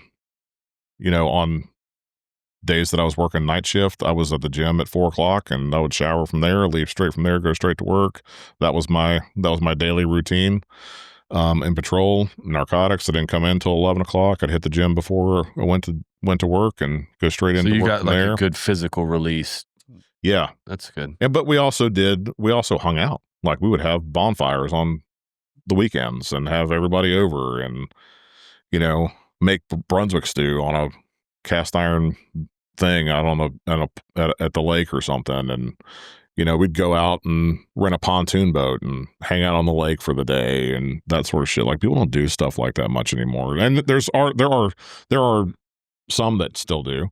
But I think a lot of it has to do with like personality and who you get along with and, what those guys are doing versus what some of these other guys are doing. And, Yeah, I feel like our tolerance for each other has gone down as we get older and we have more voluntary attendance at things. Yeah. Like as a kid, there were kids that I didn't like at school and there were kids that I did, but I had to go every day. Yeah. And we figured out the relationship, even with the Marine Corps. Like there were guys I didn't like, but they were even in the platoon or on the team sometimes. Yeah. But you're forced to be there. So you work it out and you manage the moments as they come along. That's it. But there's still that sense of community and camaraderie. Yeah. But as an adult, as a civilian with kids, when there's shit that like I don't want to attend, I just don't go. And there's no mandatory. And then that builds up over time. And I realize that I haven't left my house in a month. Yeah. Or talked to my friends in 6 months. Yeah. And I feel like that shit gets out of hand. Yeah.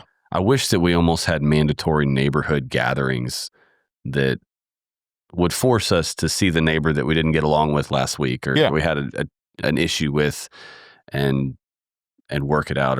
That's interesting because I tell my kids, I've told several of them here in the last several months, like that they don't want, one of them didn't want to play softball because of her coach. And one of them didn't want to work at a certain place because they didn't like the person that they were working with. Or not that they didn't like them, but they were, they were different culture, different, the way that they handled, carried themselves was differently. And it's just something that, he had not been around before. And I was like, guys, you're going to be around people you don't like and you don't understand and you don't want to be around the rest of your fucking life. And it's just the way that it is. Like you better learn to deal with it now because, there's nobody else that's going to be able to come in between you later on. Like get used to it, Yeah, I had a similar situation or conversation with my wife for my son because he had a coach that we've had in the past and really weren't fans of, particularly for kids in their first year of baseball. Like I don't feel like that should be a boot camp experience. Yeah. They're 5. Yeah. You got to learn some fundamentals. I feel like that let's lay like a foundation of teamwork, improvement on the skills, and maybe like let's let it be fun first and we'll make it suck when he's 15. That's right. And we can and to be clear, she was 16. So Sure. Yeah. Right. But to the point, right? Like when my kid's 7, I want him to just enjoy the Yeah. atmosphere. I want him to learn a new thing and to have some fun. When he's 17, then you can haze his ass Yeah. and I'm cheering you on, right? But like taking him camping, I wanted to make it a fun experience first. We'll do Naked and Afraid when he's older, and I want to make him suffer and have to hunt for his own food. That's it. Yeah. But yeah, it's when you're that young too, like you're not gonna learn from anything. No, you're not gonna grow not from at all. it, you know. Not at all. By the time they cower because the intimidation factor from an adult to a 7-year-old is too strong. Yeah. You know, like as a high school kid, even like the coaches scream, you're like, all right, man, like what is it that you want me to do? Yeah. At 7, they're scared. Like I had one of the kids' very first practice, I pulled him aside and had to give him a hug on the side because he was just crying. He was just breaking down because of the threats of the punishment if they didn't perform during practice. He's like, I can't run that much. I don't know what I'm going to do. I can't. I was like, calm down, man. Yeah. I promise you're probably not going to run. He's just talking. Like, just let him talk. Don't ignore all that shit. I'm like, we shouldn't be doing this at 7. Like, shut up, man. What the fuck are you doing? Yeah. Just teach him how to catch. But you're right. And I had that conversation with my wife. I was like, we have 2 options. We either pull him from this team and we find something else, or we teach him to navigate having a shitty coach or a shitty teacher or a shitty boss. That's it, man. Because that lesson does have to occur at some point. Maybe not now. That's right. But at some point. Yep. Yeah. It's hard. Yep. My mom talks about it where when she was a kid, the TVs finally came out in the 50s. She said that was where she noticed all of the nightly gatherings, the neighborhood block parties, the bridge club, all that shit. Everything stopped. Everyone every night would go straight to their home to watch their program. Yeah. And that was it. So we have some one of my best buds, he's a cop too, and they live in a cul-de-sac. And several of the houses down there on the weekends, like they all get together. They don't live far from us. We usually go over there as well, and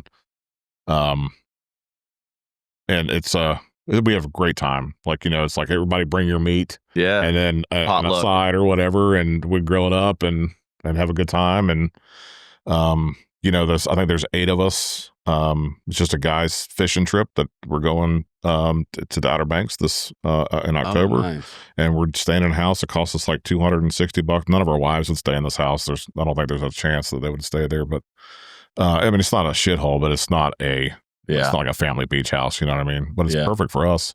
Hell yeah! And so need a fire pit and somewhere to sleep. We just on a grill. We're 2 houses down from the pier. You know, it's just. So you've been out. You've retired for 6 years, right? Mm-hmm. I'm still sworn as a cop, though. Yeah. Okay. So if anyone pisses you off in traffic, you can, but only if you feel like it. Only if I feel like it. No, I mean, I do it to keep up my certification. Okay. And because that's what I've known my entire adult life, and those are the people that I like. I love those people. What has that transition been like?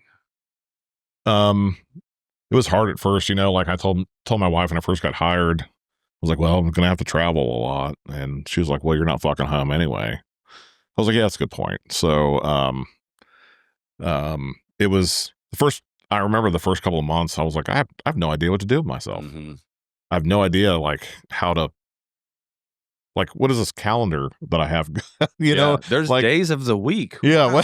I didn't know that. Like, so yeah, I think it was culture shock, and it took a while to get used to it for sure. Did you notice that you were struggling with it? Was there ever? Oh yeah, I knew. I was kind of like, I feel lost. I feel like How did you handle that? I did as much as I thought that I could every single day to try to learn what I was actually doing in my new job. Okay, so you weren't just home; you had you left the department. And had a job. I took another job. Yeah. Okay. And, well, that's good. So yeah, and it's a public safety software company, so it still keeps me in the same realm as still dealing with police officers and firefighters and stuff like that. Which So you haven't been bored with nothing to do. No, it was just culture shock trying to figure out like what Different exactly industry. I'm supposed to be doing. Hmm.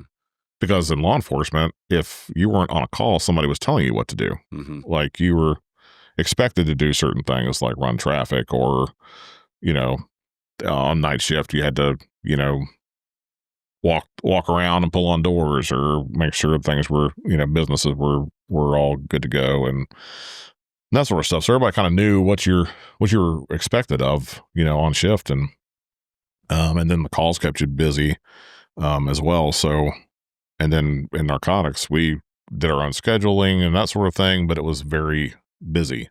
Mm-hmm. So we were always rolling. And then I went from that and the TAC team to I'm sitting at a desk in my living room trying to figure out what I'm supposed to do today. And my calendar doesn't have anything on there. Like, do I play golf today? Or is somebody going to call me and tell me what I should be doing? And they really didn't. So I had to kind of figure it out.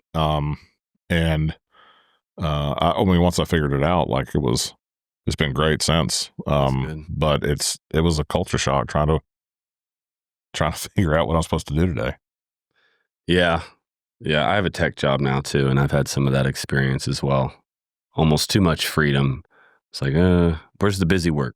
Yeah. I know I'm supposed to be doing something. Yeah. This almost feels like fun, and that feels wrong. Yeah. Yeah. Yeah. So you had some issue just with kind of the industry's change and the standards. Have you had any struggles just not being involved in law enforcement anymore? Oh, yeah, totally. I have struggled with that almost every single day. Really? What part? Yeah. The people, the calling, I still feel like I have very, very much. How do you satisfy that now? Now I go in and work a shift. Really? Mm-hmm. Okay. So you can kind of work at will. Yeah. That's good. So you feel it, you're feeling edgy. You go in and get another taste and yeah, and do a little bit of work. They the department treats me very well. And I can pretty much do what I want. It's not like. Do you plan to ever hang it up? I'm sure I will at some point. But not a plan for it yet? But I don't have a plan for it. Okay. How old are you? 43. Oh, yeah. Yeah. Yeah. We're still young. Yeah. Right? Yeah, we're still full of piss and vinegar. Highlight. That's all that is. Yep. But yeah, I still miss it all the time. Okay. I think that I still miss the people. I still miss the adrenaline. I still miss like looking up on Facebook and seeing, I'm like, God, dude, I bet that was fun, and that sort of thing. So, or phone, people calling me, telling me stories about something that happened. I'm like, God, I miss being there for that. Have you been a mentor for others? I hope so. Maybe not intentionally, but yeah, I hope so. Yeah. I think we may have talked about this the other day, but like when I teach at the academy, even still, when I walk in, the first thing I do is write the word "why," WHY on the board, or question mark. Then I ask them why they're here, and you always get the standard answer of, "Well, I want to make a difference. I want to shoot somebody." Yeah, I haven't heard that one yet. Thank God. I think I'd probably make a recommendation on that individual. That's why I didn't become a cop, man. But yeah, I think that's like, I don't think they really think about it. Yeah. I think they think, some people are carry on family tradition. Well, my dad and my grandfather were cops, or, so that sort of thing.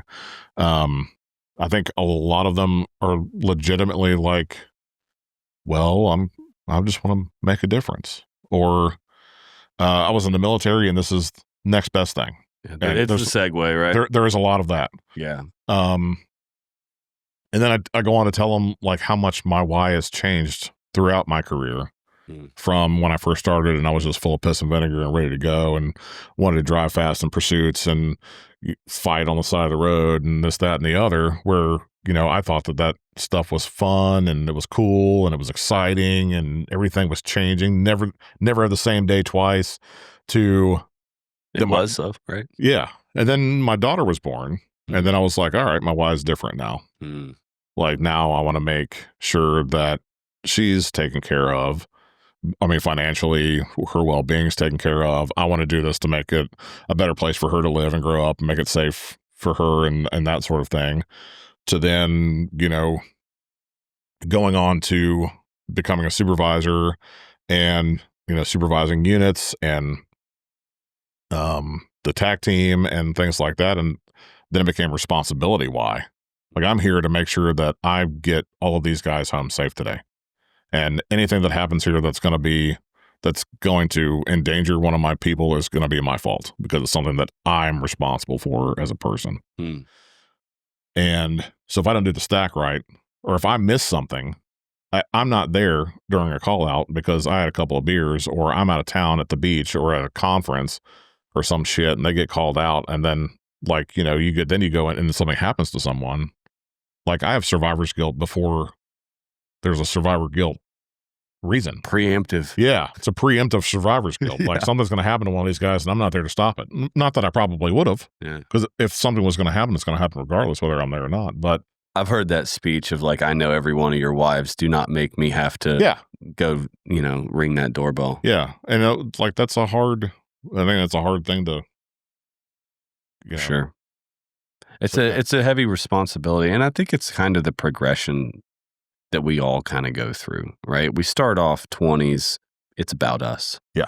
Right. What can I do? What am I capable of? Yeah. Where can I go? Nobody else. Everyone else is a non-player character in my story right now. That it's about me. And then it starts to shift and it becomes about service. And I think kids have a really powerful impact on that. Yeah. Definitely. But I think, like, culture is different at every department, probably, and it's all about, who your leadership is and how that's structured and how old they are, the era that they came up in. Yeah. Right? Because it's a different. It makes a huge difference. And it also makes a difference on kind of how progressive the agency is. How much they're pushing people to want to go out and do things instead of just riding around for 12 hours answering a call here and there. How risk adverse they are or not. Yeah. Or not even risk adverse, just like be productive. Like, you're supposed to be productive. Like, we're not paying you to just sit in the parking lot somewhere. Go be productive. Right. And like, there's definitely a lot of our agency was very structured on being productive. Like, they wanted you to go out and do things, and they wanted you to, like, they wanted to do a press release, like a good press release. They didn't want a bad one, obviously, but they wanted to be able to put your name in the paper saying like, hey man, look what this guy did, or look what our agency did, and things like that. They wanted to be able to give you an attaboy on stuff, and everybody loved to see those emails come through and like, hey, an email from the sheriff, just want to give an attaboy to so-and-so for something that they did today. This is really great. Yeah. And then that kind of drove somebody else to do something good because it showed, it sounds silly.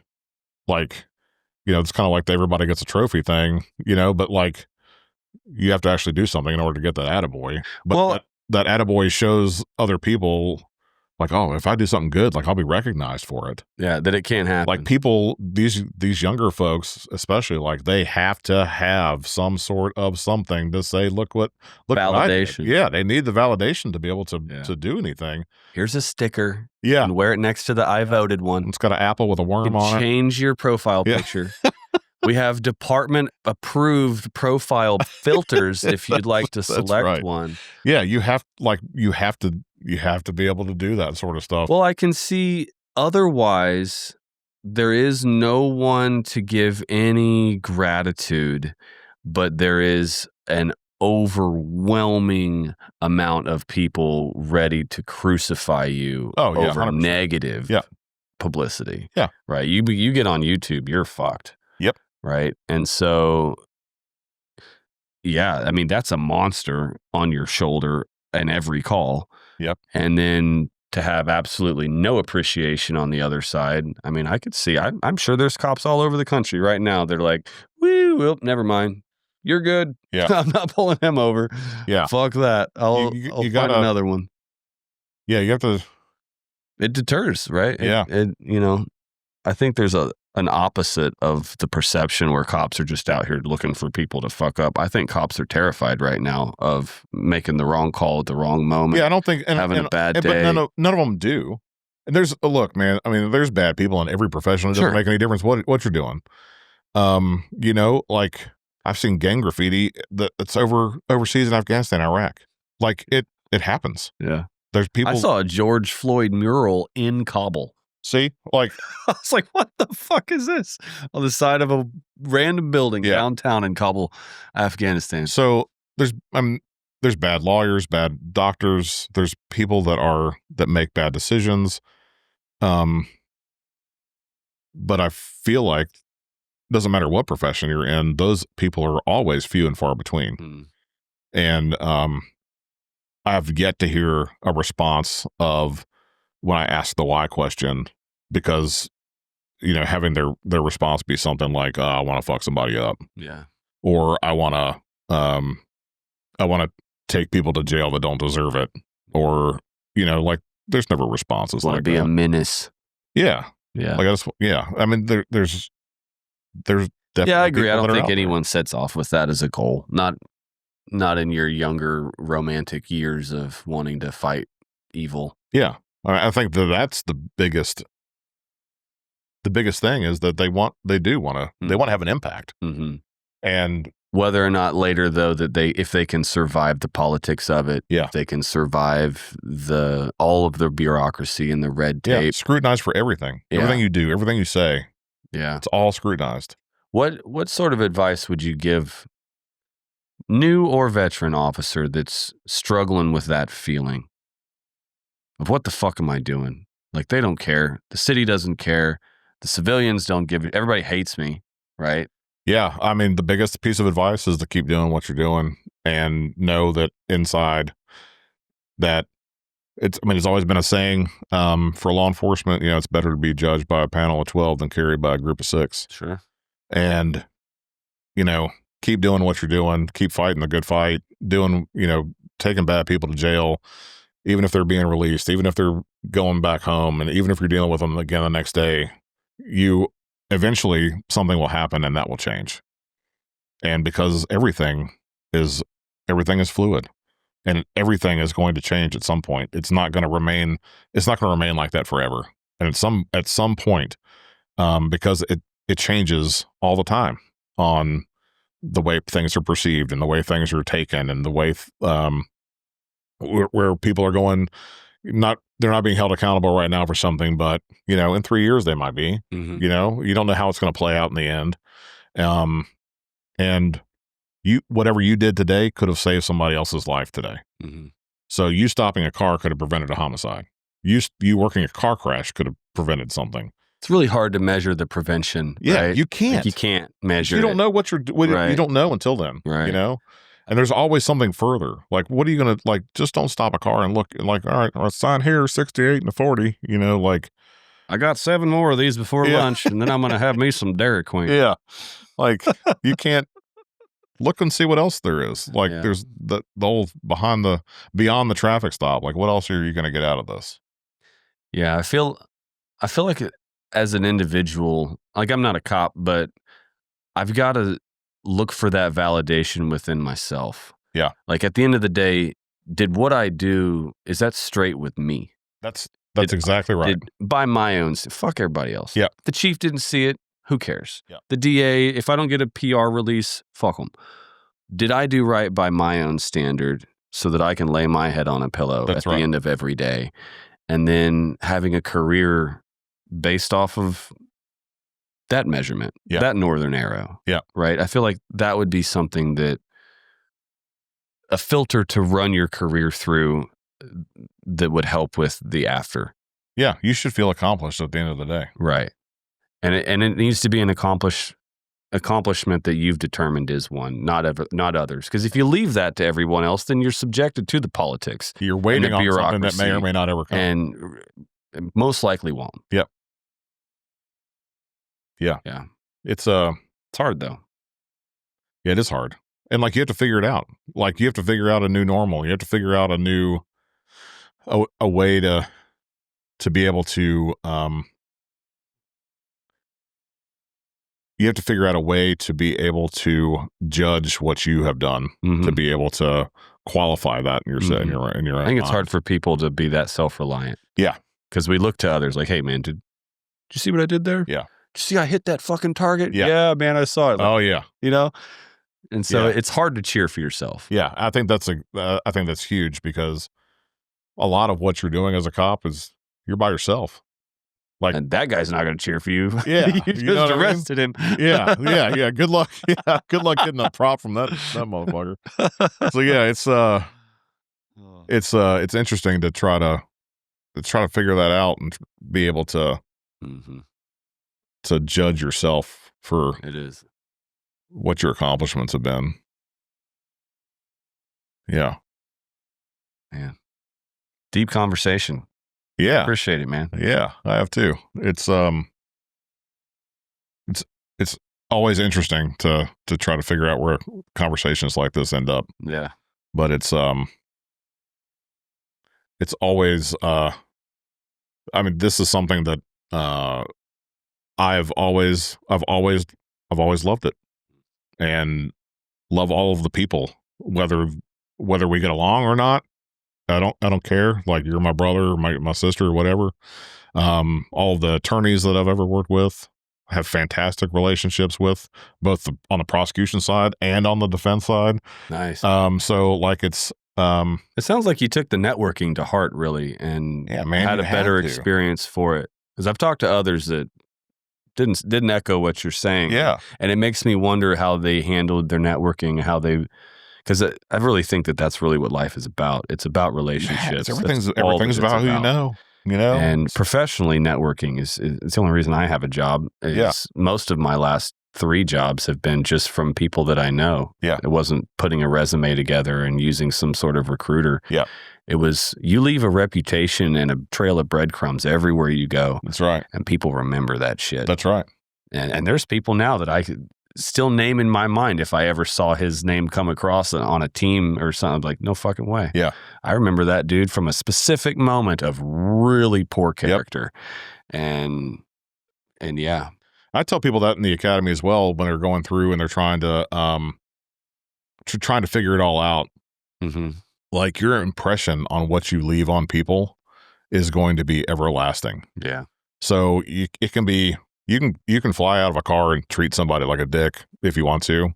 You're not going to get very far. You get more flies with sugar than you do with vinegar. And then you see that that's your kid's coach. Right. Yeah. Then you showed to practice on Saturday. You'd be like, oh man, didn't realize that. Yeah. But you get to a point where people will respond to a call for service, and then the person says, I don't want to talk to you. I want to talk to this guy. And there's no disrespect to the guy that's there. It's, I don't know you and I don't trust you, but I trust this person. I have rapport with that guy. Yeah. And so I feel like that all cops should want to get to that level, to be able to want to be pulled in for something, because somebody's going to trust you enough to tell you something when they don't want to tell somebody else, because of the rapport that you've made with them. Yeah. And that those things build out later on too, because once you build those relationships and then you're working something major, then you could go to that. I think Zach knows this guy, and I can go talk to Zach real fast. I'll figure it out, and go talk to Zach and be like, yeah, man, like, this is what I'm hearing. And like, that's the first step. Yeah, for sure. So like, if you don't know Zach, you can't, he may or may not tell you. Yeah. He may tell you to pound sand. You know what I mean? Like, doesn't know. So those sorts of things, it's all about how you treat people. There's a time and place for it. And there's a time and place for you not to be nice. That's true. Man. So yeah, sir kind of goes out the window once fists start flying and shit like that, Fuck you, sir. Yeah. And it's driven into your academy, and you're in the academy. It's like, sir, yes, sir. And then, sir, do you know why I stopped you? That sort of thing. But yeah, fuck you, sir. Until they hit you with a fuck you, and then it's like, oh, that's where we're going. Yeah. All right. Well, let me tell you about you. That something Meet my about friend you that you don't know. Sparky here. And anything else you'd like to share? I don't know, book recommendation or just any advice to the book community? recommendation, I think, is Deliberate Discomfort by Van Camp. It's Jason Van Camp. Deliberate Discomfort. Yeah. I haven't heard of that one, but I like the title. He was a SEAL and then got out of the Navy, went to the Wrote a book. civilian world, then went to the Army, became a Green Beret. Oh, okay. And so pretty badass dude. Yeah. And the book is really about being comfortable in uncomfortable situations. Oh, okay. Right. So like it starts off and he's kind of like talking about when he first became Green Beret and was assigned and sitting outside his commanding officer's office, and guys kind of coming by, pointing fingers, grinning, they don't know who this guy is. They didn't know he was already a SEAL and that sort of thing. And anyway, the commanding officer ended up pretty much telling him, they already know they're a badass. You need to prove yourself to them to make sure that they know that you're a badass. And, that was it was uncomfortable for him being in that situation because he in his own mind, he'd already done that. Right. But they didn't know who he was. So the whole book, and everything throughout the book is relatable to like actual life. Like it doesn't have to be something that only relates to military or anything like that. You can relate to the entire book as you're reading it to real life things. Yeah. I think comfort is the enemy of progress is a quote that I heard. You have to learn how to be uncomfortable. It makes like deliberate discomfort like, wow, that's fucking constantly growing. Yeah. Yep. It's but it's a cool book. I gave it to my kids when they went to college to learn how to, like, it's an uncomfortable situation. You're at a place with thousands of other people that you don't know. Yeah. Like, how are you going to learn to meet people, and how are you going to do this and do that? Like, it's they're all nervous too. Yeah. You're all in the same position. Feeling the same shit. You're all in the same position. Give it a week. Yeah. It'll go away. Yep. Yeah. So, it's that's definitely okay. And I read a lot of things out of that book, like little segments, like to our TAC team over like during in trainings and things like that. So read it with a highlighter. Yeah, I think it's a good book to have a highlighter around. Nice. For sure. Those are good. It's kind of like a lesson book. Like I learned a lesson from this on how to be stronger than what I am. Nice. So yeah, it's a cool book. Awesome. And he's a badass. So yeah, sounds that way. Thanks, Kevin, man. I appreciate you coming in and sharing your story. It's good to meet you. Yeah. You as well. I really appreciate being here. I love Zero Foxtrot. So this is fucking awesome for me. So awesome, man. Thank you. Thanks.